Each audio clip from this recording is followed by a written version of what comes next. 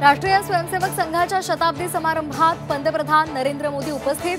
विशेष टपाल तिकीट आणि स्मारक नाणं प्रसिद्ध। गृहमंत्री अमित शाह 5 ऑक्टोबरला अहिल्यानगर जिल्ह्याच्या दौऱ्यावर। सकाळी शिर्डीतील साईबाबांच्या दर्शनाला दौऱ्याची सुरुवात करणार। अमित शाह यांच्या दौऱ्यासाठी जय्यत तयारी।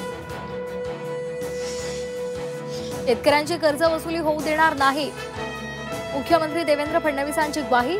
धाराशिवमधील 27 शेतकऱ्यांना कर्ज वसुलीच्या नोटिशीची झी 24 तासनं बातमी दाखवताच निर्देश। माहूरच्या रेणुका देवीचा पूरग्रस्तांना मायेचा हात। माहूर देवस्थानकडून शेतकऱ्यांसाठी 1 कोटींची मदत। इतर संस्थांनाही मदत देण्यासाठी पुढे यावं, जिल्हाधिकारी राहुल कर्डिले यांचं आवाहन। पूरग्रस्तांसाठी ऊस उत्पादकांवर सरकारचा पूरभार। ऊसाच्या बिलातून प्रति टन 5 रुपये पूरबाधितांना तर 10 रुपये मुख्यमंत्री सहायता निधीसाठी कापले जाणार।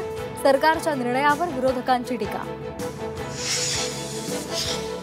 सिंधुदुर्गातल्या सावंतवाडीमध्ये ओंकार हत्तीची दहशत। मडुरा सोतोसे मार्गावर अर्धा तास हत्तीचा ठिय्या। हत्तीमुळे वाहतूक विस्कळीत। लेकीसाठी आई गायीशी भिडली। मोगाट गायीचा 4 वर्षाच्या मुलीवर हल्ला। नाशिकच्या कळवण शहरातली घटना। नालासोपारा पूर्वेकडील 9 मजली लंबोदर अपार्टमेंटला भीषण आग। आगीमुळे घराचं मोठ्या प्रमाणात नुकसान। सुदैवानं घटनेमध्ये जीवितहानी नाही।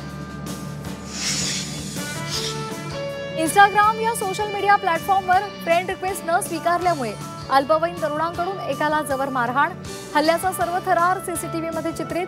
पुण्याच्या शिरूर तालुक्यातील टाकळी हाजीमधली घटना।